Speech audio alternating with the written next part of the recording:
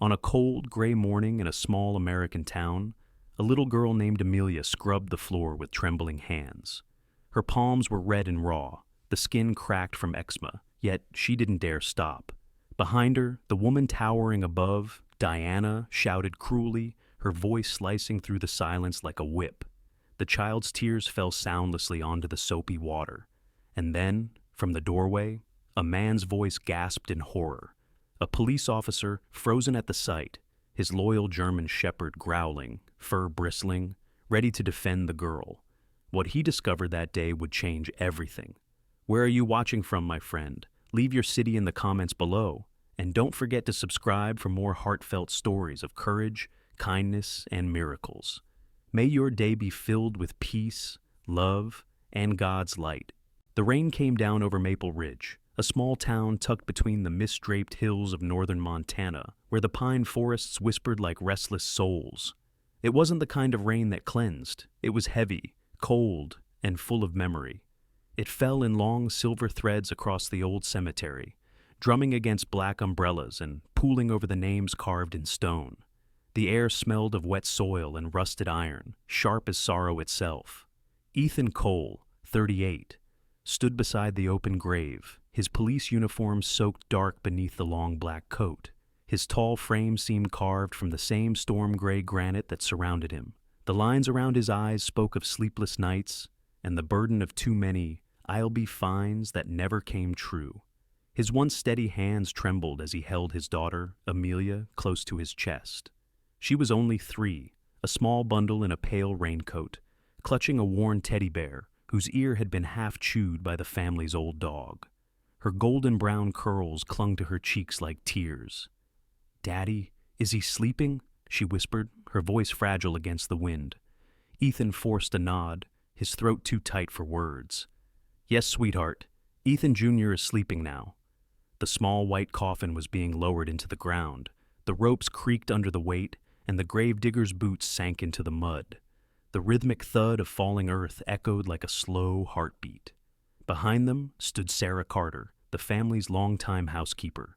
Sarah was 56, short and sturdy, with gray hair pinned neatly under a black scarf. Her face carried the tired kindness of a woman who had raised 3 boys and buried one of them. She had been with the Coles for over a decade, ever since Grace, Ethan's wife, was alive. Sarah's eyes were red, not from the rain, but from holding back tears that refused to stop. Beside her stood James Whitlock, the butler. He was older, 65, thin as a shadow, with deep wrinkles that carved through his pale skin. Once a war veteran, his back was always straight, his movements deliberate, as if he feared the world might fall apart if he moved too quickly. His loyalty to the Cole family was quiet and absolute. A few officers from Ethan's precinct attended, hats in hand, their badges dull under the rain. No one spoke. The grief was too dense for words. As the ceremony ended, the crowd dispersed into the gray veil. Sarah stepped forward, holding an umbrella above Ethan and the child. "Let's go home, sir," she said softly. "She's freezing." Ethan barely heard her. His gaze was fixed on the grave. The cross bore 2 names, Grace Cole and Ethan Jr. Cole, mother and son. The inscription below read, "Until the rain ends." He had written it himself the night before, in a moment between rage and regret. Grace had been 34 when she died, a woman with auburn hair that caught sunlight like copper. She had been known, throughout Maple Ridge, for her laughter, for the way she could make a stranger feel seen. A teacher at the local elementary school, she had believed every child carried a spark waiting to be protected. The night of the accident, she had been driving back from a charity event with their newborn and Amelia in the back seat. The road was slick, the rain relentless, and the brakes, newly replaced just a week earlier, had failed on the mountain curve. The car had spun, flipped, and tumbled down the embankment. Only Amelia survived. That truth hollowed Ethan from the inside out. Now, as he carried his daughter toward the waiting car, the weight of his badge felt like an anchor pressing against his heart. The town of Maple Ridge stretched quietly along the foothills, rows of brick houses with slanted roofs, smoke rising from their chimneys, and the faint sound of church bells rolling through the mist. The police cruiser stood by the gate, gleaming wet under the gray light. Beside it sat Ranger, his German shepherd. Ranger was 7 years old, a large, powerful dog with sable and ash fur, amber eyes sharp enough to read a man's soul. His left ear had a small notch, a souvenir from a narcotics raid 2 years ago. He had once been the department's best K9, trained to track missing persons and detect explosives. Loyal, precise, fearless. But after the accident that took Grace, something inside him changed. He grew protective, almost humanly so, never letting Amelia out of his sight. Some said dogs carry pieces of their owner's pain, and Ranger was living proof. When he saw Ethan approach, Ranger rose and pressed his head against the child's leg, letting out a soft whine. Amelia dropped her teddy bear and hugged the dog's neck. "He's cold too, Daddy," she murmured. Ethan managed a faint smile. "Then, we'll all get warm together." Sarah helped them into the car while James loaded the flowers. The drive home was slow. Rain lashed against the windshield. The wipers moved back and forth, like the pendulum of time itself. Through the blur of water, Ethan saw the familiar landmarks of his life. The bakery Grace loved, the old gas station where they had once laughed over spilled coffee, the schoolyard where Amelia had taken her first steps. Each glimpse was a blade, cutting deeper into what remained of him. At last, they reached the Cole residence, a 2-story wooden house on the edge of town, painted pale blue, its porch sagging under the weight of wet leaves. The American flag on the post hung limp and heavy with rain. Ranger leapt out first, padding to the porch, sniffing the air before waiting for them to follow. Inside, the warmth of the hearth greeted them, though the silence was suffocating. The house smelled faintly of cinnamon and pine soap, Grace's scent, still clinging to the furniture. Amelia's drawings still hung on the fridge, a crayon family of 4 holding hands under a sun that never set. Sarah hung her coat, fetched a towel, and gently patted the child's hair dry. "There, baby girl, all better now." Amelia's lips quivered. "Is Mommy coming home soon?" Sarah froze for a heartbeat, her eyes flicking toward Ethan, who stood at the window, staring out at the rain. "She's home in your heart, sweetheart," Sarah said softly. "That's where Mommies stay forever." The fire crackled. James set down the suitcase, his hands trembling slightly as he adjusted the frame of a family photo on the mantel. In it, Grace was laughing, Ethan's arm around her, Ranger still a young pup sitting at their feet. Time had trapped their happiness in glass. Later that night, after everyone had gone to their rooms, Ethan sat alone by the window in the master bedroom. Outside, the rain softened into a mist that glowed faintly under the streetlight. On the bed behind him, Amelia slept with Ranger curled protectively beside her. The rhythmic rise and fall of the child's breath was the only thing keeping him anchored. Ethan reached into his pocket and pulled out a small silver locket. Grace's? Inside was a photo of the 4 of them, taken on the day Ranger first joined the family. He pressed it to his forehead, eyes shut, whispering into the dark. "I'll keep her safe, I swear it." A sound outside caught Ranger's attention. His ears twitched, head lifting, a low growl vibrating in his throat. Ethan turned to the window. The driveway lights flickered briefly, then steadied. He dismissed it as faulty wiring, but Ranger continued to stare into the night, his body rigid, fur bristling. "Easy, boy," Ethan murmured. "Just the wind." Still, the dog didn't relax, and in that quiet moment, as thunder rolled far away across the valley, Ethan felt the first stirrings of something he couldn't name, an unease that had nothing to do with grief and everything to do with the shadows that lingered too long after the rain. He extinguished the light, lay beside his daughter, and closed his eyes, unaware that beyond the fence, a pair of headlights paused at the corner of the street, watching the house for a few seconds before driving off into the mist. The night ended not with peace, but with silence, the kind that waits before a storm knows where to strike next. The following morning dawned pale and reluctant. A mist hung low over Maple Ridge, clinging to the rooftops like forgotten dreams. The rain had stopped, but the air still tasted of iron and sorrow. Inside the Cole residence, silence stretched through the halls like an old ghost too stubborn to leave. Ethan stood at the kitchen counter, the radio murmuring softly behind him. The announcer's voice spoke of road closures and flood warnings, but Ethan wasn't listening. His attention was fixed on the framed photograph beside the coffee maker. A picture of Grace standing in that very kitchen, flower on her cheek, laughing as she held up a plate of cookies. The warmth in that image had outlived her. The sound of small feet padding across the hardwood floor pulled him from the memory. Amelia, still in her faded blue pajamas, rubbed her eyes. Her curls were a tangled halo, her teddy bear dragging along the floor. She climbed onto a stool at the counter, swinging her legs in sleepy rhythm. "Morning, Daddy," she said in a drowsy whisper. "Morning, sweetheart," Ethan replied, pouring her milk. "You hungry?" She nodded. "Ranger's hungry too." At the mention of his name, the big German shepherd padded in, tail low, amber eyes alert. His fur was slightly damp from the morning dew. He had already gone out for his patrol around the yard, a habit he had kept since the night of the funeral. Ethan placed a bowl of kibble down, and Ranger began to eat quietly, always glancing up as if expecting someone to appear in the doorway. From the back room, Sarah Carter emerged with a folded towel over her arm. The morning light revealed more of her character than her words ever could. Strong hands lined with years of hard work, and a back slightly bent from carrying other people's burdens. Her voice was firm but kind. "The laundry's done, and I cleaned Miss Grace's room," she said. "Do you want me to pack up the baby things, Ethan?" He froze. "No, not yet." Sarah's lips pressed into a thin line, and she nodded silently. She had been through loss herself once, a husband taken by a mining collapse in West Virginia 30 years ago. Since then, she had learned that grief had no schedule, and forcing it only made it linger longer. As Ethan prepared Amelia's breakfast, the doorbell rang. Ranger's ears shot up immediately, his body stiff.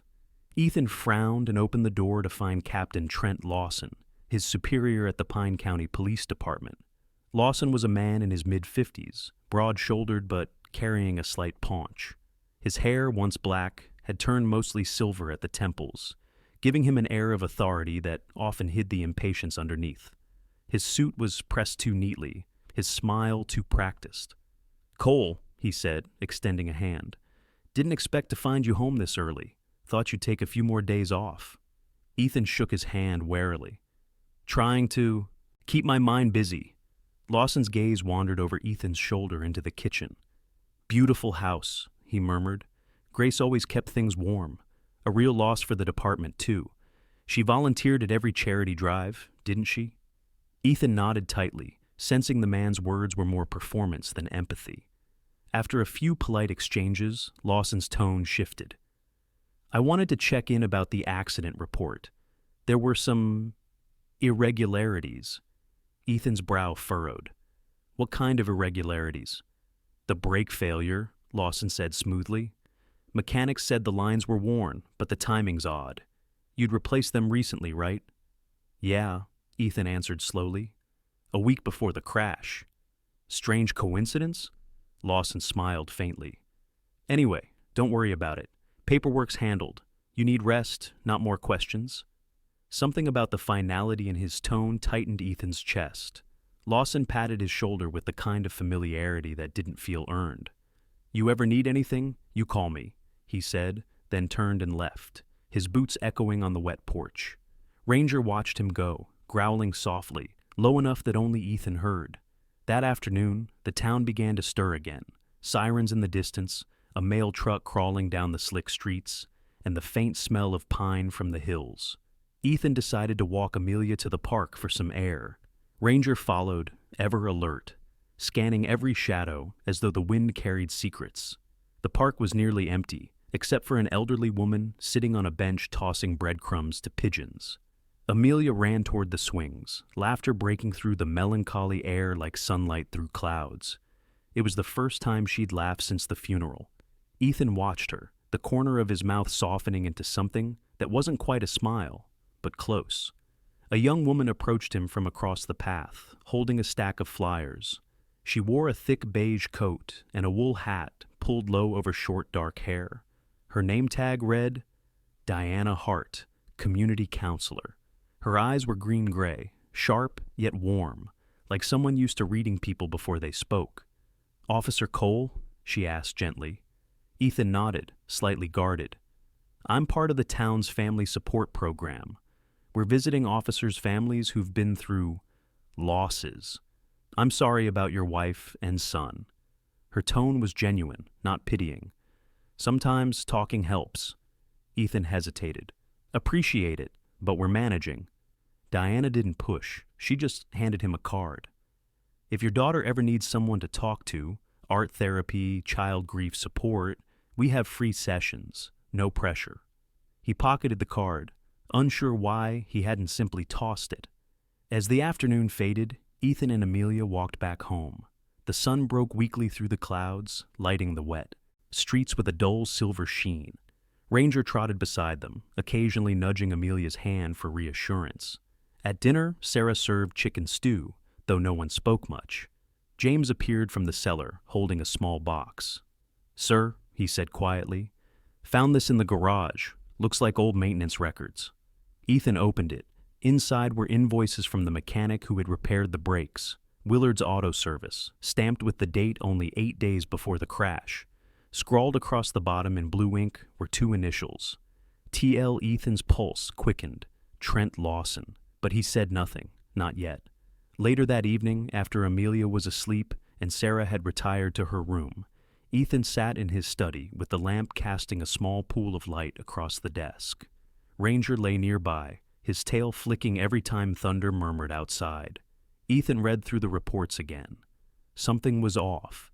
The handwriting on the invoice didn't match the mechanic's signature on the official record, and the parts listed for replacement weren't the same as those in the police vehicle report. He reached for his phone, half tempted to call Lawson, but stopped. The thought of hearing that man's calm voice filled him with unease. He set the papers aside and stared out the window instead. The rain had returned, tapping softly against the glass, a rhythm that reminded him of the night everything ended. Down the hall, Amelia whimpered in her sleep. Ethan went to her room. She was tangled in the blanket, murmuring something he couldn't understand. Ranger padded in behind him, resting his head on the side of the bed. "Daddy," she mumbled, eyes half open. "Mommy's calling me. From the road." Ethan's chest constricted. "No, sweetheart," he whispered, brushing her hair. "She's just saying she loves you." Ranger pressed closer to the bed, as though guarding her from unseen things. When Amelia finally settled, Ethan remained beside her, watching the shadows move across the wall. His mind replayed the image of Lawson's forced smile, the initials on the invoice, and the strange way Ranger had reacted to him that morning. Outside, a police cruiser drove by slowly, its headlights slicing through the mist before vanishing down the road. Ethan stood at the window, uneasy again. Something was beginning to stir beneath the quiet of Maple Ridge, something that smelled like rot beneath fresh paint. He looked down at Ranger, whose ears twitched toward the dark yard. "You feel it too, don't you, boy?" The dog gave a soft, almost human sigh, his gaze fixed on the driveway. Neither of them noticed the faint beam of a flashlight flicker once, just beyond the fence, before disappearing into the trees. The night was watching. The winter wind howled through Maple Ridge like a wounded creature. It was the kind of wind that scraped against windows and whispered through cracks, carrying with it a chill that had little to do with the weather. Inside the Cole residence, the fire flickered low in the hearth, casting long, uneven shadows across the living room walls. Ranger lay by the fire, his head resting on his paws, eyes half open, but never fully relaxed. 3 weeks had passed since Captain Trent Lawson's unexpected visit and the discovery of those suspicious brake repair records. Ethan had not confronted anyone yet. He spent nights reviewing old case files, searching for connections that might make sense of the initials TL and the mechanic's mismatched signatures. The police station logs showed nothing unusual. Lawson's name appeared clean. Too clean. Ethan's daughter, Amelia, now 6 years old, had started to smile again. Her laughter, though still rare, felt like sunlight breaking through heavy clouds. She loved to sit near the window, sketching trees, dogs, and little houses on scraps of paper. Ranger always positioned himself beside her, his large body forming a protective wall between the girl and the rest of the world. On a quiet Saturday morning, the doorbell rang. Sarah Carter, who had been baking bread in the kitchen, wiped her hands on her apron and glanced through the curtain. "It's that counselor again," she said softly, half to herself. Ethan looked up from the dining table where he had been sorting documents. "Diana Hart?" Sarah nodded, frowning slightly. "She's polite enough. But something about her eyes, I don't know, they don't sit still. He opened the door anyway. Diana Hart stood there, wrapped in a dark olive coat with a red scarf tied neatly around her neck. Her short hair framed her sharp cheekbones. Her eyes, green-gray as fog, carried a calm that seemed almost rehearsed. She held a paper bag in her hands. "I brought cookies," she said with a small smile. "Baking's part of therapy sometimes." Ethan hesitated. "That's thoughtful, but—" "Daddy, it's her!" Amelia's voice cut through from the living room. She ran forward, her small face bright. "She came from the park." Diana crouched to the girl's level. "I did, and you must be Amelia. I hear you like to draw."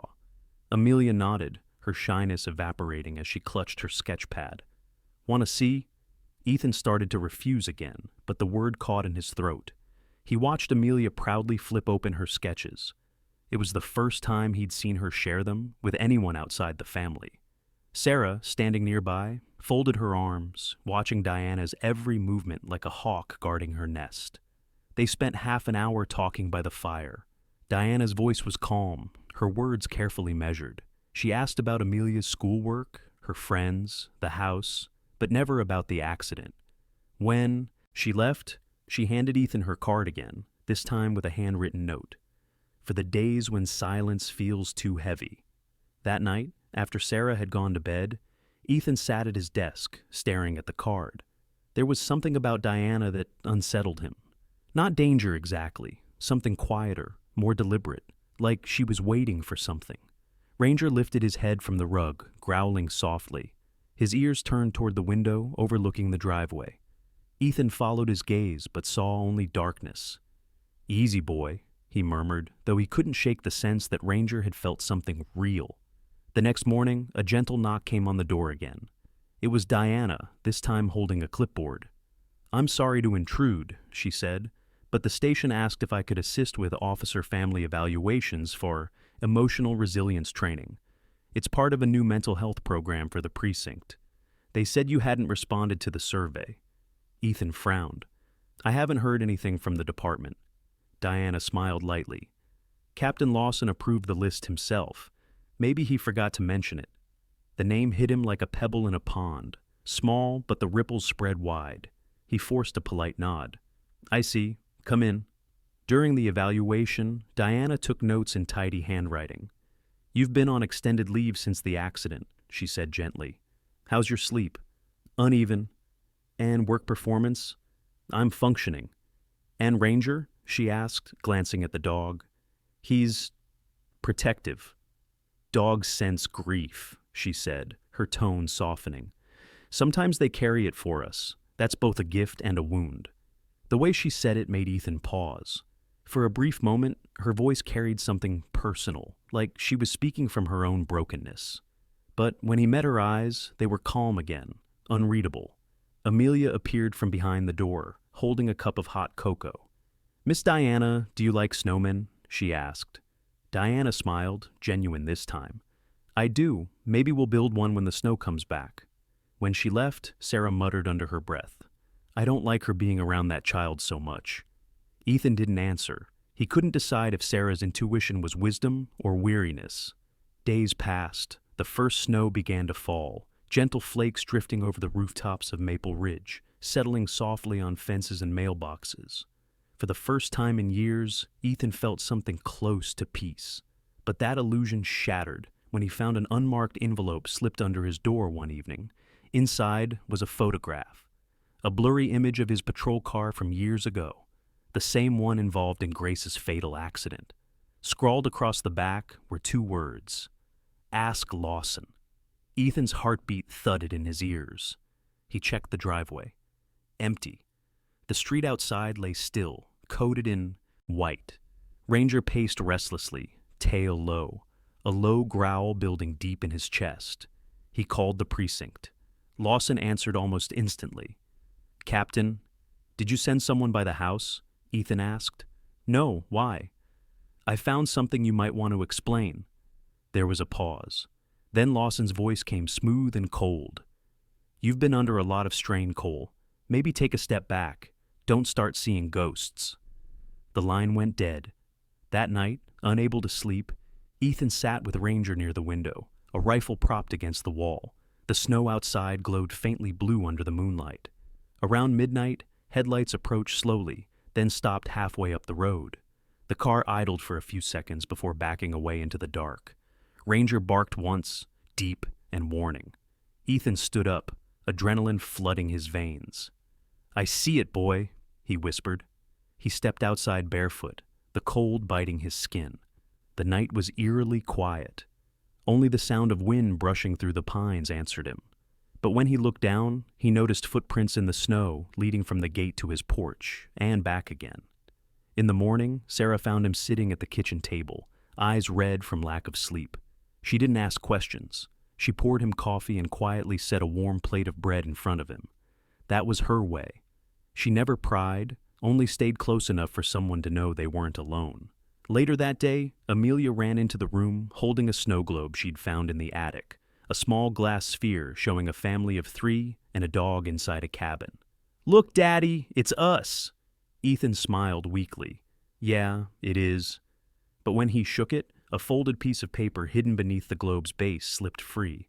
It was a receipt, dated the same week as Grace's accident, bearing the same repair shop logo, Willard's Auto Service, and, once again, the initials TL. Ethan looked up, the world narrowing into silence. Ranger's head lifted, his golden eyes fixed on the window. Outside, through the veil of falling snow, a figure in a dark coat stood by the fence watching the house. When Ethan blinked, the figure was gone. The snow kept falling, soft and relentless, erasing every footprint that could have proved what was real and what wasn't. The days that followed were quieter than they should have been. Maple Ridge had sunk into the kind of winter that painted everything in shades of gray. The snow no longer fell softly. It came in sharp bursts, driven sideways by the wind, rattling shutters and frosting the corners of every window in the Cole house. To the neighbors, Ethan Cole was still the image of discipline, a widowed officer trying to rebuild. But inside, something unseen was shifting. Ranger sensed it first. The German Shepherd had grown restless, pacing the hallway at night, ears flicking at sounds no human could hear. Sometimes he sat by the front door, staring at the darkness beyond it, growling low and long until Ethan called him back. A month had passed since Diana Hart's visits had begun, and they had gradually turned from occasional to regular. She no longer arrived with the polite hesitation of a guest. She moved through the house like someone testing the weight of belonging. Amelia adored her, running to the door whenever Diana's red scarf appeared through the snow. That morning, sunlight slanted through the frosted glass, painting long gold lines across the living room floor. Diana was sitting cross-legged with Amelia, coloring in a book. "Remember what we talked about, sweetheart?" she said gently. "When you feel scared, draw a light. Light always knows how to find you." Amelia nodded, tongue between her teeth, as she drew a small lantern on the page. "Like Mommy's candle by the window," she said softly. Diana's expression softened. Too easily, Ethan thought. She always knew the right expressions, the right words. Maybe that was what bothered him most. He stood at the doorway, arms folded, watching. "You're early," he said. Diana looked up with a practiced smile. "I had a cancellation. Thought I'd bring the session here instead of the office. Less pressure for the child." "She's doing fine," Ethan said, his tone clipped. Diana held his gaze just a beat too long, then turned back to Amelia. "We'll be done in 10 minutes. In the kitchen, Sarah Carter was kneading dough with the efficiency of a woman who'd turned domestic work into armor. Her hands moved with purpose, but her eyes, steady and brown, kept flicking toward the living room. "She's here again," she muttered. "You ever wonder why someone so busy with other families spends so much time with ours?" Ethan poured himself coffee. "She's a counselor, Sarah." "And I'm a housekeeper," Sarah replied, dusting flour off her hands. "Doesn't mean I forget what people look like when they're performing." She wiped her hands on her apron. "When you've lost someone, there's always someone else trying to step into the empty chair." He didn't answer. He couldn't. By noon, Diana had left, promising Amelia she'd return next week for art therapy. As her car disappeared down the snowy road, Ranger pressed his nose against the window pane and whined, low and unsettled. Ethan crouched beside him. "You don't trust her either, huh?" The dog only flicked his ears, then padded away. Later that afternoon, Ethan stopped by the precinct. The air inside was sharp with the smell of coffee and stale paper. His friend and fellow officer Mark Reynolds, a broad man with a sandy beard and a perpetually kind smile, greeted him with a nod. "Cole, you look like hell. Everything okay?" Mark was 35, an old academy partner, and one of the few people Ethan still spoke to outside his home. He had the kind of optimism that could irritate, but it came from somewhere genuine. He'd lost his wife to cancer 5 years earlier and had survived by throwing himself into volunteer work. "You still digging into that old accident file?" Ethan leaned against his desk. "You ever get the feeling we missed something?" Mark hesitated. "Officially or personally?" "Both." "Then yeah," Mark said quietly. "But some stones don't want turning. Lawson doesn't like old ghosts crawling out of their graves." Ethan's jaw tightened. "Lawson's name keeps showing up where it shouldn't. My wife's car repairs, that mechanic shop, and now the departmental programs with Diana Hart." Mark raised a brow. "Hart, the therapist? She says Lawson approved her counseling work here. You know anything about that?" Mark shook his head. "Never saw her name on any memo, but Lawson's been pushing for community optics lately. Maybe it's his way of looking clean." He leaned forward, voice low. "Careful, Ethan. You start questioning the captain without proof, you'll be the next rumor." Ethan left the station with more unease than answers. The wind had picked up, scattering snow like fine dust along the sidewalks. By the time he reached home, twilight had fallen, the kind of hour when the world looked honest but wasn't. Inside, the house was quiet except for the ticking clock. Sarah was in the kitchen, humming an old hymn from her childhood, her way of fending off bad thoughts. Amelia sat at the dining table, her crayons scattered around. In front of her was another drawing, a family of 3 standing under a yellow streetlight. Ethan, Amelia, and Ranger. But beside them was a tall figure drawn in gray, half in the light, half in shadow. "Who's that?" Ethan asked gently. Amelia blinked. "That's Miss Diana. She said light makes shadows so we don't forget what's behind us." He crouched beside her, unsure what to say. "That's nice." Sarah met his eyes from across the room, her expression saying everything words could not. That night, after everyone had gone to bed, Ethan couldn't sleep. He sat in his study, the lamp throwing a pool of yellow light across a mess of papers and photos. He pulled out the receipt again, the one from Willard's Auto Service. The ink had faded, but the initials TL still burned on the page like a bruise that wouldn't heal. He searched the department's internal database, tracing financial logs, procurement orders, anything tied to the repair shop.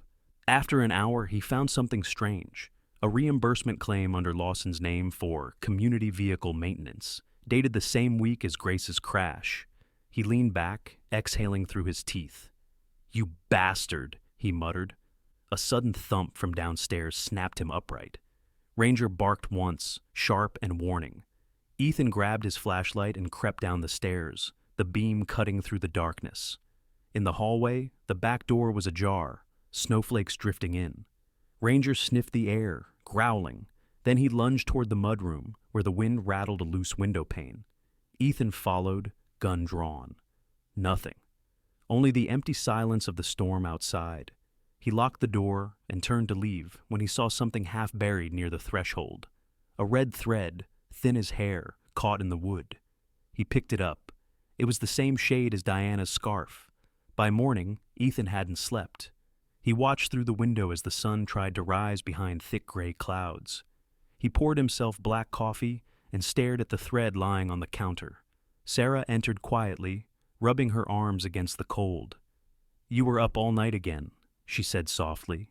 He nodded, not looking away from the thread. "Has anyone come by?" "No one, not since yesterday." She hesitated. "Do you want me to talk to her next time she comes? I can be polite, but I can also be direct." He gave a faint smile. "Let's see what she wants first." Outside, Ranger barked, then went silent. Through the frost-covered glass, Ethan saw him standing rigid near the fence, tail straight, staring at something unseen in the trees. The world beyond the yard was white, motionless. But the longer Ethan stared, the more he thought he saw movement, a shadow withdrawing deeper into the pines. He stepped outside, the cold air biting at his skin. Ranger didn't move, only growled softly as Ethan knelt beside him. The snow at the base of the fence was disturbed, boot prints, fresh and deliberate, leading toward the woods. He didn't need to measure them to know they didn't belong to anyone from the house. When he returned inside, Sarah had pulled Amelia close, the girl rubbing her sleepy eyes. "Daddy, why's Ranger mad?" Ethan knelt and kissed her forehead. "He's just doing his job, sweetheart." As Amelia went back upstairs, he looked once more toward the trees outside the window. The morning light glowed weak and pale, tinting the snow a strange yellow. Neither day nor night, just a world waiting for truth to show its face. The light had changed color, and so had everything else. The snow over Maple Ridge had hardened into glass. Each gust of wind scattered diamond dust across the roads, leaving a shimmer that belied how cold it truly was. The coal house sat like a dark island in that white silence, its porch light glowing dimly against the dusk. Inside, Ethan sat in the living room with the unease of a man who'd seen too much and trusted too little. His coffee had gone cold. Ranger lay by the doorway, restless, ears twitching at every sound. Amelia played on the rug nearby, building small towers of blocks with careful precision, her brow furrowed in concentration. Sarah watched her from the armchair, knitting something from thick gray wool, small mittens for the girl. The rhythm of her needles was steady, soothing, but her eyes kept wandering toward Ethan. "You haven't slept again," she said quietly, without looking up. Ethan rubbed his temple. "I'm fine." Fine men don't stare at walls like they're waiting for them to talk. He managed a faint smile. Sarah had a way of scolding that always sounded like a prayer. "You ever wish walls could talk?" he asked. She tied off a knot in the yarn. "No, I've lived in enough houses to know some walls are better off keeping their secrets." Before Ethan could respond, Ranger rose suddenly, tail stiff, a low growl vibrating through his chest. His gaze fixed on the front window. Amelia froze, her hands midair above her blocks. Sarah's knitting fell silent. Ethan moved to the window and peered out. Nothing but the white blur of snowfall. Yet he couldn't shake the feeling that something, or someone, was watching from the tree line. That night, after everyone had gone to bed, Ethan sat at his desk again, staring at the red thread from Diana's scarf lying beside the coffee mug. He opened his laptop and scrolled through the precinct's internal portal, reviewing camera requests and reports. 2 weeks earlier, he had installed small wireless cameras in the house, front porch, hallway, kitchen, after Ranger's constant alerts. He'd never told Diana or Lawson. It was partly paranoia, partly survival instinct. The live feed flickered onto the screen. Everything seemed still, the faint hum of the fridge, the clock's rhythm echoing through the hall. Then, in the camera facing the back door, movement. A shadow shifted past the frame, quick and deliberate. Ethan's pulse quickened. He rewound the footage, slowed it frame by frame. There it was again, a tall figure, barely visible through the frost, standing just beyond the porch light. And then, gone. He checked the timestamp. 11:47 p.m. Ranger growled from the next room, as if confirming what the camera had seen. Ethan rose, grabbed his flashlight, and stepped outside. The cold cut like knives through his jacket. The snow beneath his boots crunched sharply, echoing across the yard. He swept the light in wide arcs across the fence, the woods, the tire tracks, frozen into the driveway. Nothing. But near the back gate, pressed into the snow, he found a single footprint, narrow, booted, pointing toward the forest.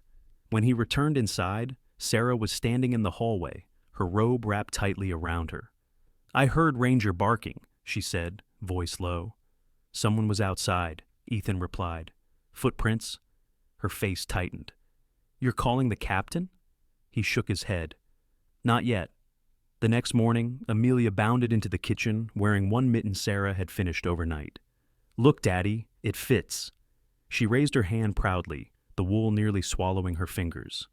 "That's because Miss Sarah makes things that last," Ethan said, smiling. For the first time in days, his voice sounded almost warm. Sarah chuckled softly. Strong stitches make strong hearts. Same principle. A knock came at the door. Ranger barked once. Amelia ran to look, but Sarah stopped her gently. "Let Daddy check first." It was Diana Hart, wrapped in her olive coat, cheeks flushed from the cold. "Morning," she greeted with a smile that didn't reach her eyes. "I was just in the neighborhood. Thought I'd drop by to see Amelia." Ethan hesitated. "You didn't call?" "I tried," she said smoothly, "but your line was busy." Ranger growled. Diana stepped inside, giving the dog a sharp look. "He's still suspicious of me." "Ranger's suspicious of everyone," Ethan replied. Amelia rushed forward. "Miss Diana, look, we built a snow fort." "That's wonderful," Diana said, crouching down. Her gloved hand brushed Amelia's hair, gentle, almost maternal. "You've been brave, haven't you?" Amelia nodded. "Daddy says brave people don't cry at night." Diana smiled. "He's right. But even brave people are allowed to cry sometimes." Ethan's jaw tightened. "Amelia, go show Sarah your drawing, okay?" When the girl disappeared into the kitchen, he turned to Diana. "Why were you near the woods last night?" Her eyes flicked up sharply. "What?" "I saw footprints outside," he said. "Boot prints." "I live 3 miles from here, Ethan." Her tone was calm, but her smile had thinned. "If you think I'm sneaking around your house at midnight, maybe it's you who needs therapy." The air grew heavy between them. Finally, Diana sighed, her expression softening. "I know you're still grieving. And now you're raising Amelia alone, carrying the badge, the guilt. It's a lot. Let me help before you turn every shadow into a threat." Ethan said nothing. When she finally left, he locked the door behind her and stood there for a long time, staring at the handle as if it might move again. That evening, he decided to check the camera feed from the night before one more time. But when he opened the file, he found the footage corrupted. Entire segments were missing, replaced by static. The only clear frame that remained was from 11:47 p.m., the moment he'd first seen the shadow. But now, on closer inspection, he noticed something he hadn't before. A faint glimmer of red caught in the snow near the porch steps. The same red thread. He sat back slowly, heart hammering. Someone had tampered with the system. Someone who knew where the cameras were. He called Mark Reynolds. "I need your help," Ethan said, voice low. "Off the record." Mark arrived within the hour, his thick coat dusted with snow.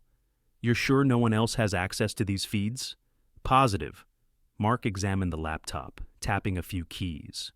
"You've got remote interference. Someone rerouted the signal briefly before it went dead. Looks like an external override." "In English?" "Somebody logged in using your credentials," Mark said. "Which means whoever it was, they got your password." Ethan frowned. "The only person who could have had access?" Mark glanced up. "The counselor?" Ethan nodded grimly. They spent another hour restoring files, and finally, one hidden folder appeared. Autosaved from the previous week. The thumbnail showed the hallway camera. When Ethan opened it, the audio was faint but unmistakable. A woman's voice, Diana's. She was standing near the living room door, her back to the camera, speaking quietly into her phone. "He's getting suspicious. If he finds out about the connection with Lawson, we'll lose everything." Ethan's blood went cold. He replayed it twice to be sure. Her tone wasn't fearful. It was calculated, professional. Mark looked at him. "You're sitting on a bomb, Ethan. We take this to internal affairs right now." But Ethan shook his head. "Not yet. I need to know how deep this goes." Mark hesitated, then nodded. "All right, but be careful. Lawson's not the kind of man who leaves loose ends." After Mark left, Ethan sat alone in the dim light, the voice still echoing in his head. He looked over at Ranger, who was watching him with those golden, knowing eyes. "Looks like you were right again, boy," he said softly. Ranger wagged his tail once, but didn't relax. His gaze turned toward the dark window, as if expecting movement there. Outside, the wind picked up, carrying with it a distant metallic sound, like a chain clinking against something hollow. Ethan stood and crossed to the window, but all he saw was the pale shimmer of snow. Yet, faintly just beneath the hum of the storm, he could have sworn he heard it. His own name, whispered once, then gone. The voice in the camera had found its echo in the night. The snowstorm rolled into Maple Ridge like a living thing, clawing at the eaves of houses and rattling the world into silence.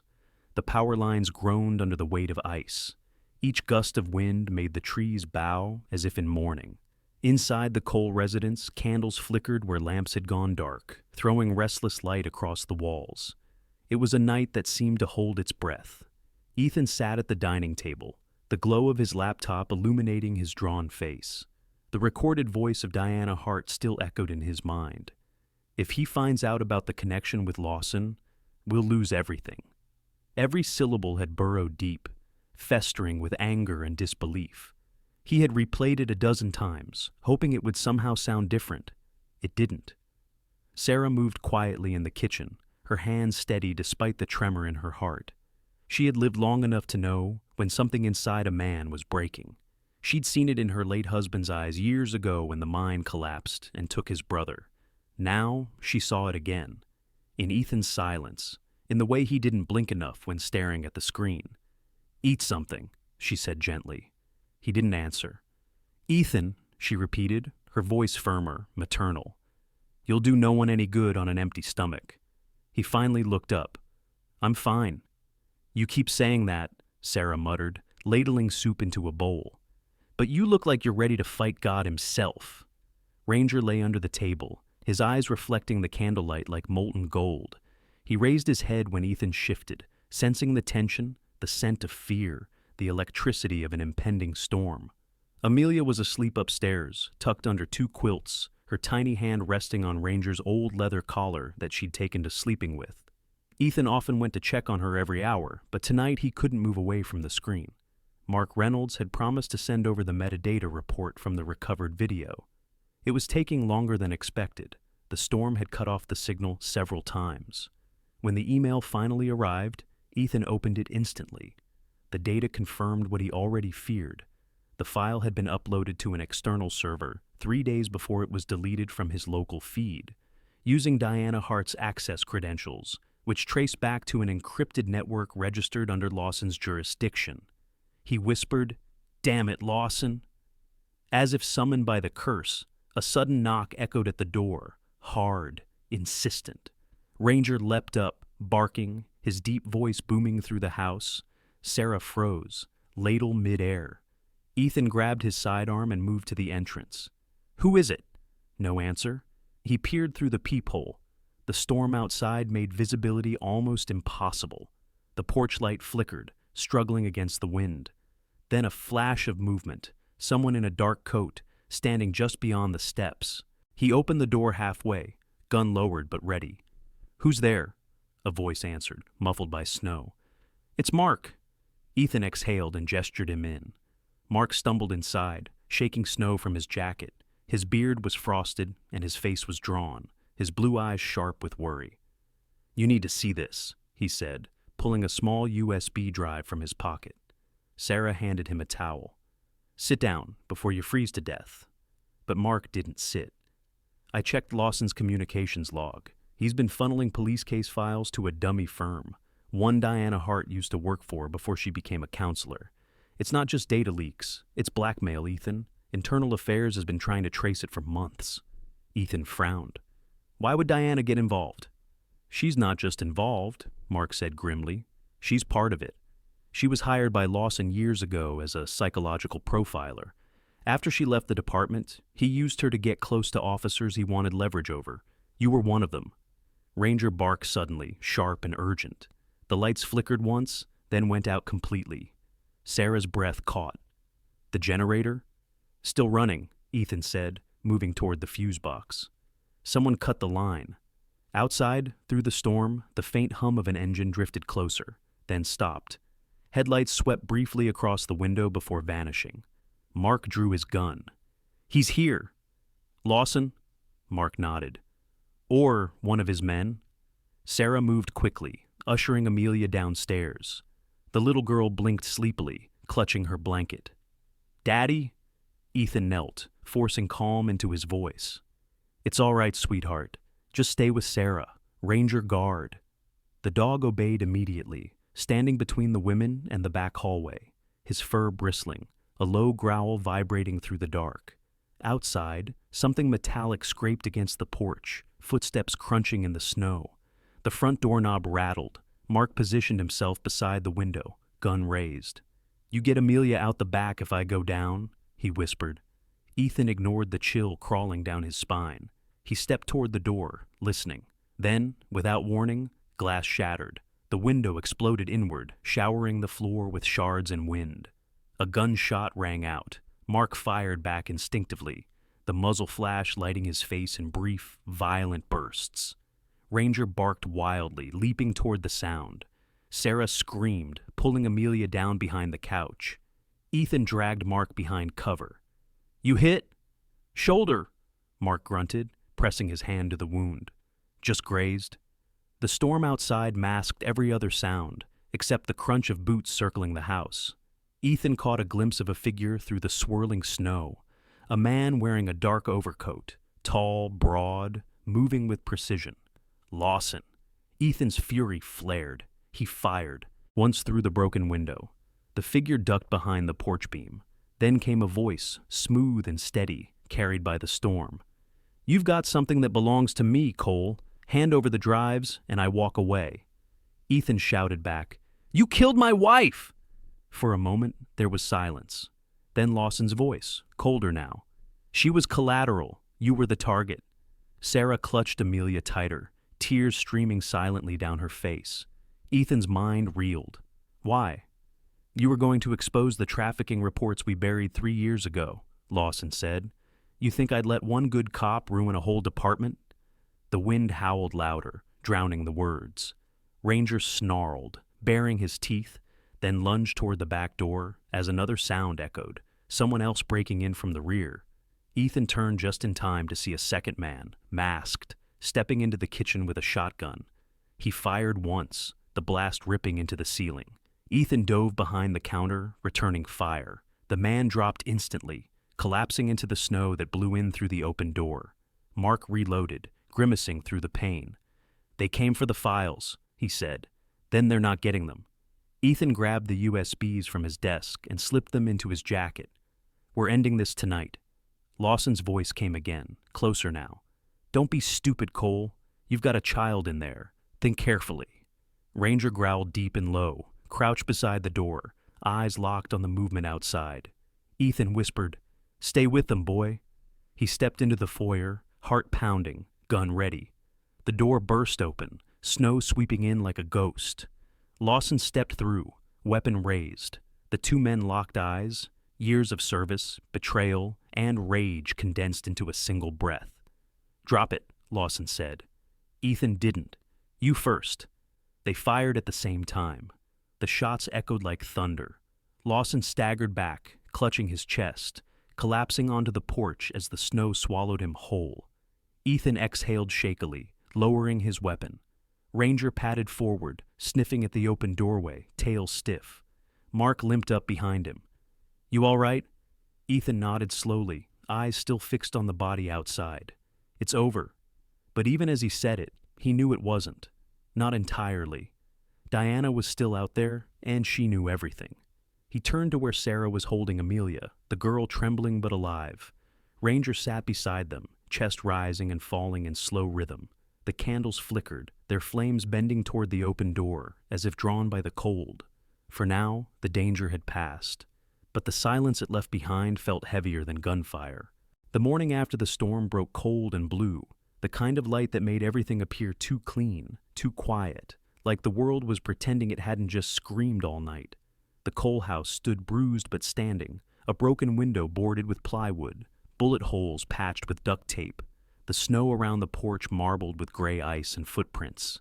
Inside, it smelled of gunpowder, coffee, and disinfectant. Ethan sat at the kitchen table, his right hand wrapped in gauze where glass had cut him. His badge lay on the table beside his cooling mug, its silver face catching the pale sun. He hadn't slept. Every time he closed his eyes, Lawson's words came back. "You were the target." Ranger lay nearby, his thick sable coat streaked with patches of dried mud and melted snow.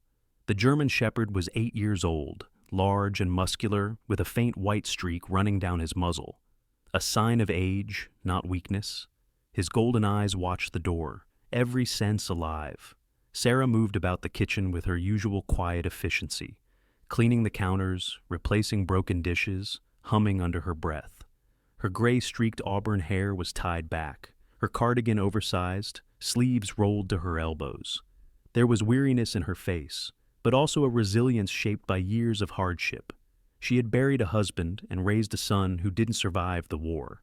Since then, her kindness had turned sharp, more pragmatic than gentle. Amelia sat at the table in her flannel pajamas, her drawing pad open. She was sketching Ranger standing in front of their house, snow falling around him. "Daddy," she asked softly, "is the bad man gone now?" Ethan looked up. "Yes, sweetheart, he's gone. But why are you still sad?" He forced a smile. "Sometimes it takes a while for sad things to leave." Before Amelia could answer, there was a knock at the door. Ranger lifted his head immediately, ears pricked, growling under his breath. Ethan tensed, then stood, checking the peephole. On the porch stood a woman in a long navy coat, scarf knotted neatly around her neck. Her hair was dark brown, cut short, her eyes intelligent and steady. She held a leather briefcase and flashed a badge when Ethan opened the door. "Detective Claire Whitaker, Internal Affairs Division," she said, voice crisp but not unkind. "I was told I'd find you here, Officer Cole." Ethan gestured her inside. "You're early." "I heard there was gunfire last night," she replied. "That tends to speed up my mornings." Claire Whitaker was in her mid-30s, with an air of calm authority that came from surviving too many interrogations. She had a slender build, long fingers that always seemed to hover near her badge, and a way of speaking that made people answer even when they didn't mean to. Sarah poured her a cup of coffee without being asked. "You look like you could use this." "Thank you, ma'am," Claire said, taking it with a nod. Ethan sat again, gesturing to the files spread on the table. "I have Lawson's emails, transaction records, the footage from the camera. Everything points to him and Diana." Claire opened her briefcase and pulled out a small recorder. "Then I'll need your statement in full, and the drives, for evidence custody." Ethan hesitated, glancing toward the living room where Amelia played with Ranger. "They won't disappear into some chain of custody black hole, will they?" "I don't lose things, officer," Claire said simply. While she recorded his statement, Ranger paced between the kitchen and the front door, nose twitching. His instincts rarely lied, Claire noticed. "He's well trained." "Best partner I've ever had," Ethan said quietly. When the formalities ended, Claire leaned forward. "There's something you should know. Lawson wasn't acting alone. We've tracked a string of offshore payments tied to his accounts. Same company Diana Hart consulted for. The trail leads to a private contractor in Seattle." "Seattle?" Ethan frowned. "That's over 2,000 miles away." "Which is exactly why it worked," she replied. "Distance makes guilt harder to follow." Sarah set down the coffee pot. "So Diana's still out there?" Claire nodded. "She vanished 2 days ago. No phone records, no cards used. My guess, she's running." Ethan's jaw tightened. "Then I'll find her." "You won't," Claire said, rising. "You're on medical leave and suspension until further notice. Standard after an officer-involved shooting." Ethan stood as well. "She killed my wife, detective. You really think I'm just going to sit here while she disappears?" Claire's expression softened a little. "What I think, Cole, is that if you move too soon, you'll blow the only chance we have to catch her properly. Let me do my job." He exhaled through his nose, fists clenching. "Then promise me something. When you find her, you call me first." Claire met his gaze, unwavering. "You'll get your call." After she left, Sarah watched from the window as Claire's car vanished down the snowy road. "You're not really going to wait, are you?" Ethan shook his head. "No." That night, he sat in his study, piecing through the files again. Ranger lay at his feet, occasionally thumping his tail when Ethan muttered aloud. The pattern was clear now. Diana had used therapy sessions to gather psychological profiles on several officers, feeding their weaknesses back to Lawson's operation. Money laundering, data theft, blackmail. It had gone on for years. A soft sound interrupted his thoughts. Amelia's voice drifted from the hallway. "Daddy?" He turned. She stood there in her pajamas, clutching her drawing pad. "I made this for Mommy," she said, holding it out. The picture showed a Woman in a blue dress holding hands with Amelia and Ranger, the sun shining above them. Ethan felt his throat tighten. It's beautiful, honey. She's happy now, right? Yes, he said, his voice barely steady. She's watching over us. Amelia nodded solemnly and returned to her room. Ethan looked back at Ranger. I can't let it end like this. The dog tilted his head as if agreeing. He packed his badge, gun, and the spare USB copy of the evidence into his bag. Sarah caught him at the door, arms crossed, her face calm, but her eyes fierce. You go alone, and that girl loses her father next. You think that's justice? Ethan paused. If I don't finish this, she'll never be safe. Sarah sighed. Then don't finish it alone. She handed him a folded piece of paper. My brother's in Seattle, retired police, runs a small security firm. Name's Frank Dalton. He'll help. Frank Dalton was a name Ethan had heard years ago, a man with a reputation for loyalty and a bad habit of running toward trouble. Ethan nodded. Thank you, Sarah. Don't thank me, she said. Just come back. Ranger stood beside him, tail wagging slightly, ready as ever. Outside, the storm had passed, leaving behind a stillness that felt almost sacred. But under that calm, Ethan could feel it, the pull of unfinished business, of justice waiting beyond the horizon. He looked once more through the window at Amelia sleeping on the couch, her small hand resting on Ranger's old collar again. He whispered, We'll end this, boy. For her. Ranger barked once, low and certain. By dawn, they were gone. Seattle greeted them with rain, the steady, melancholy kind that blurred the skyline into watercolor. The city breathed differently than Maple Ridge, louder, faster, but underneath the noise was a similar ache. Ethan Cole drove through the narrow streets with Ranger in the passenger seat, the dog's breath fogging the window. The wipers clicked rhythmically, pushing away the city's gray tears. Ethan hadn't slept much since leaving home. Every red light felt longer than the last, every raindrop heavier. Frank Dalton's address was scrawled on a piece of paper tucked under the dashboard. Sarah's brother lived in the outskirts near an abandoned shipyard. The man was a former cop, known for his temper and his loyalty, traits that rarely coexisted without friction. Ethan parked in front of a warehouse that looked half forgotten by time. Rust streaked down the metal siding, and weeds pushed through the cracked asphalt.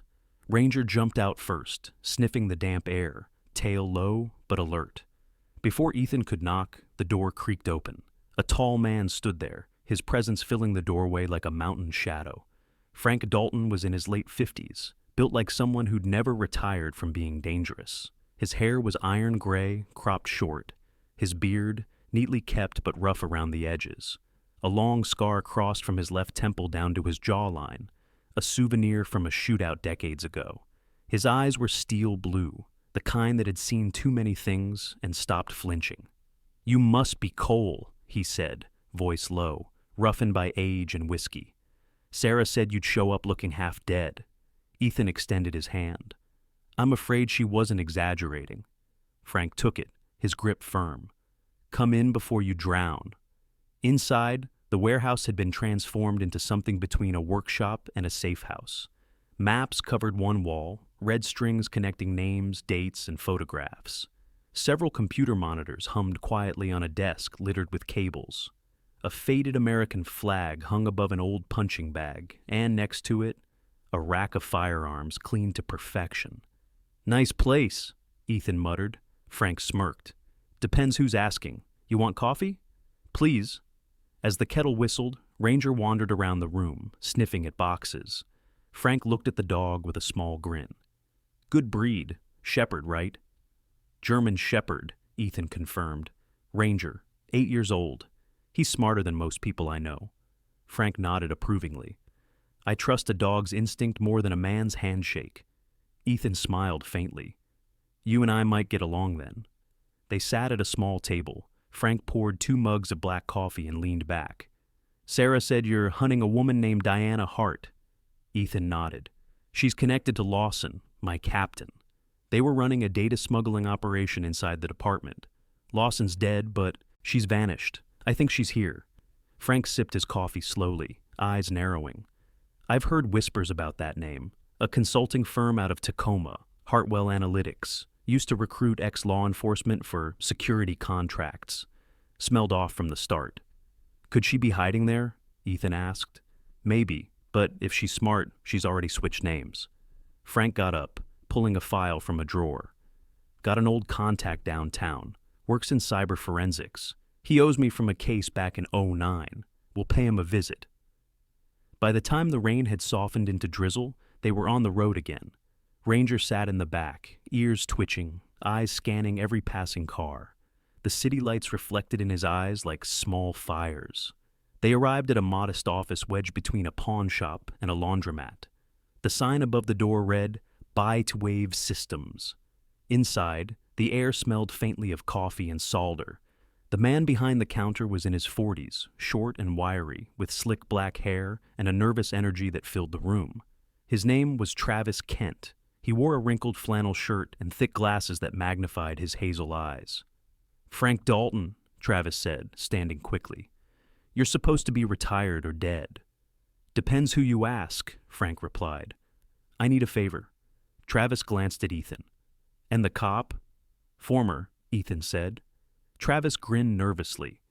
"That's the best kind." Frank handed him a flash drive. "See what you can dig up. It's a trail leading to Diana Hart or any alias she's using. Might link to Hartwell Analytics or a shell company." Travis plugged it in, typing rapidly. "Let's see. Here we go." He frowned. This server was accessed from 3 different IPs in the last week. One from here in Seattle, one from Everett, and one masked through a VPN. "Can you trace the Seattle one?" Ethan asked. "Sure can. Give me a sec." He adjusted his glasses, squinting at the screen. Address registered to a Dr. Miriam Hale, psychologist. Clinic downtown. Ethan's pulse quickened. Diana worked under a fake license before. Could be her. Frank nodded. "Then we pay the good doctor a visit." As they left, Travis called after them. "Hey Frank, be careful. Whoever this lady is, she's got protection. Military-grade encryption, not your average scam." Frank's answer was simple. "So do we." By evening, they reached the clinic, a modern building with glass panels that mirrored the gray sky. The sign outside read, "Dr. Miriam Hale, Cognitive Recovery and Behavioral Analysis." Ethan and Frank exchanged a look. "You go in," Frank said. "I'll cover the exit." Ranger followed Ethan inside. The lobby was too quiet. The air smelled faintly of antiseptic and lavender. Behind the reception desk sat a woman in her mid-20s, short black hair, nervous posture, eyes darting between Ethan's badge and his face. "Is Dr. Hale in?" Ethan asked. The woman swallowed hard. "She's finishing a session." Ranger began growling softly. Ethan placed a calming hand on his head, eyes narrowing. "Tell her Officer Cole is here." The receptionist hesitated, then picked up the phone with trembling hands. She spoke quietly, glancing at him twice before hanging up. "She'll see you in her office." Ethan walked down the hallway, every instinct screaming danger. The office door was half open, warm light spilling through. He pushed it gently. Inside, a figure stood by the window. Her back was turned, her dark hair falling past her shoulders. She wore a charcoal suit, posture poised and deliberate. When she turned, her eyes met his, and Ethan froze. Diana Hart. She looked unchanged, except for the faint scar near her lip, a mark he didn't remember. Her smile was calm, even tender. "Ethan," she said softly, "you look tired." He raised his gun. "Don't move." "Still giving orders," she murmured. "I suppose that's comforting." "Drop the act, Diana," he snapped. "Lawson's dead. You're next unless you start talking." Diana tilted her head. "He died because he lost control. I won't make that mistake." Behind her, the curtain fluttered from an open window. A sound came from outside, the click of a weapon's safety being released. Ethan turned instinctively. Ranger lunged first, barking furiously. A gunshot shattered the air. Ethan fired back toward the source, shattering the glass. A dark-clad figure fell against the wall outside, clutching his arm. When Ethan turned back, Diana was gone. The window was wide open. Only the faint scent of lavender remained. Frank burst in seconds later, gun drawn. "You all right?" Ethan nodded. "She was here." "Then she's close," Frank said. scanning the alley. She won't get far. But Ethan knew better. Diana had planned this. Every step had been measured. As the rain poured harder, washing away footprints, he looked down at Ranger, mud splattered across his fur, eyes fierce and alert. "Next time," Ethan said quietly, "we end it."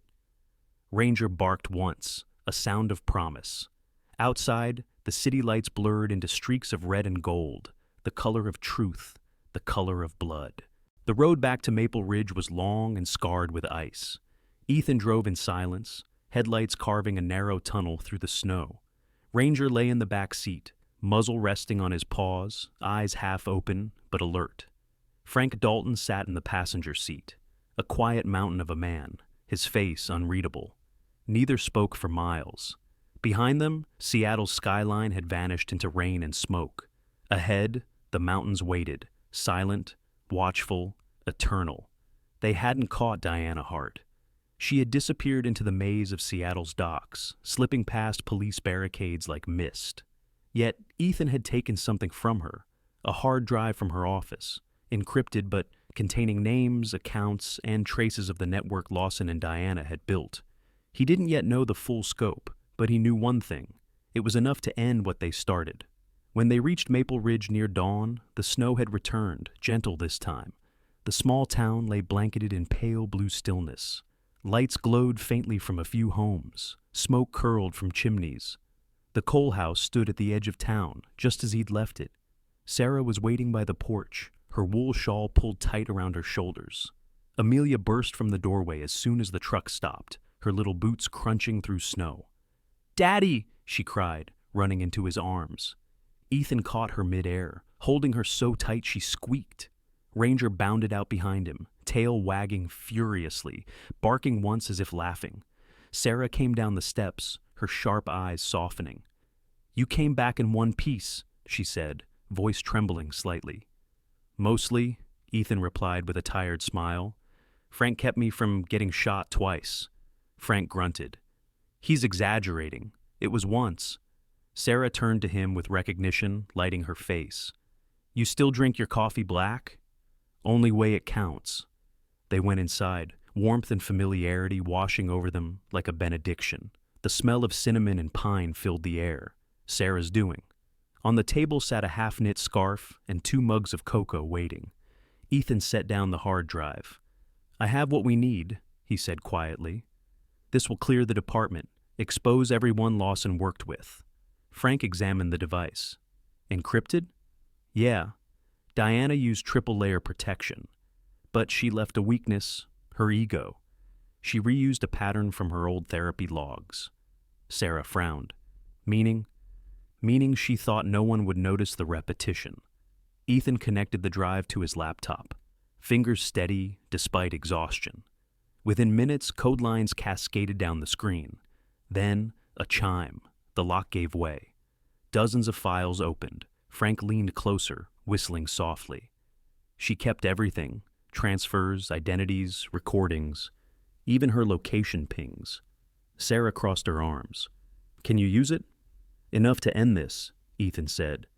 "And to find her again if she surfaces?" Ranger lay near the hearth, ears twitching. The storm outside thickened, snow tapping softly against the windows. For the first time in months, Ethan felt something shift inside. A quiet return of purpose that didn't burn like revenge, but glowed like resolve. Later that afternoon, Frank stood by his truck, preparing to head back to Seattle with the evidence copy. "You're sure you don't want to come with me?" he asked. Ethan shook his head. "I've done my part. You deliver it to Whitaker. She'll know what to do." Frank nodded once, extending his hand. "You're a good man, Cole. Don't let this world convince you otherwise." Ethan clasped it firmly. "Tell Sarah thanks for everything." Frank's lips twitched. "She'll pretend not to care, but she will." When the truck disappeared down the white road, Ethan turned back toward the house. Amelia was outside, building a snowman beside Ranger, who kept trying to steal the carrot nose. Her laughter echoed across the yard, pure, unguarded, healing. Sarah stood on the porch, watching. "She slept through the night every day since you called," she said softly. "She doesn't wake up crying anymore." Ethan's voice broke slightly. She deserves peace. You both do, Sarah replied. Let the dead rest, Ethan. Don't chase ghosts forever. He nodded, though the ghosts weren't finished speaking yet. That evening, after Amelia had fallen asleep with Ranger curled protectively beside her, Ethan sat alone in his study. He opened the last file on the hard drive, a video message, time-stamped just hours before Diana's disappearance. Her face appeared calm and deliberate. If you're watching this, Ethan, she began, it means I've failed to contain what Lawson began. But you should know this. You were never supposed to die. Lawson wanted to use you, to control you. He saw your guilt as a leash. I saw something else. Conscience. That's why I chose you for the program. She paused, eyes flicking away for the first time. In another life, maybe we weren't enemies, but in this one, only one of us gets to walk away. The video ended. Ethan sat in silence, the faint hum of the laptop filling the room. He closed it slowly, leaned back, and stared at the fire. Ranger stirred, padding to his side, resting his head on Ethan's knee. Guess it's over, Ethan murmured, or as over as things ever get. The next morning dawned clear and pale. The storm had passed completely, leaving behind a world washed clean. Ethan helped Sarah fix the porch railing, while Amelia played in the snow. The smell of wood smoke mixed with the cold air, and somewhere in the distance, church bells rang, a Sunday sound that felt almost foreign. As the sun rose higher, it painted Maple Ridge in gold. Ethan looked at his daughter running through the snow with Ranger at her heels, her laughter, floating like music. For the first time, he let himself smile without the weight of memory pressing down. Sarah wiped her hands on her apron. So, what now? He glanced toward the horizon. Now, we live. Weeks later, when spring finally thawed the valley, a small ceremony took place at the local church. The department posthumously cleared Ethan's wife, Laura, of all involvement in the old case Lawson had fabricated. Her name was restored, her grave finally given a new headstone with flowers that Amelia picked herself. After the service, Claire Whitaker approached Ethan. She wore a charcoal suit, her sharp blue eyes softened with something like respect. We got them, she said simply. The files led us to the remaining members. It's over. Ethan nodded. Good. Thank you. She extended her hand. For what it's worth, Officer Cole, you did the right thing, even when it hurt. He took her hand briefly, then watched as she walked away through the sunlight. Back at home, Amelia sat on the porch steps, holding a small paper kite she had made from one of her old drawings. Daddy, can we fly it? Ethan smiled. Of course. They climbed the hill behind the house where the wind moved freely. Ranger ran circles around them, barking joyfully as the kite lifted into the open sky. The string trembled in Amelia's hands, the paper fluttering high above, catching the sun. Look, Daddy, she shouted. It's flying higher than the trees. Ethan shaded his eyes, watching the bright paper soar. That's how your mom would want it. Amelia grinned, cheeks flushed pink. Then she's happy. For a long time, Ethan stood there, the wind brushing against his face, the sound of his daughter's laughter blending with the rustle of the kite. He felt the ache inside him ease, not vanish, but transform into something lighter, something human again. Ranger barked once, chasing a gust of wind down the hill. Ethan followed, smiling for real this time, the kind of smile that belonged to the living. The shadows had finally lifted, and in the clear morning light of Maple Ridge, there was only peace. In the quiet ending of this story, we see that pain can shape us, but love redeems us. Amelia's tears, Ethan's courage, and Ranger's loyalty remind us that no darkness is ever too deep for God's light to reach. Sometimes the miracle we wait for is not thunder or fire. It is the gentle return of peace after the storm, the warmth of forgiveness, and the strength to begin again. In our daily lives, we all face moments when hope feels lost, when kindness seems forgotten. But remember, God never turns away from those who keep faith. He works through the hearts of those who love, protect, and forgive. If this story touched your heart, please share it so others may feel His light too. Leave a comment. Subscribe for more stories of grace and redemption. And may God bless everyone watching today. Type Amen in the comments if you believe miracles still happen every day.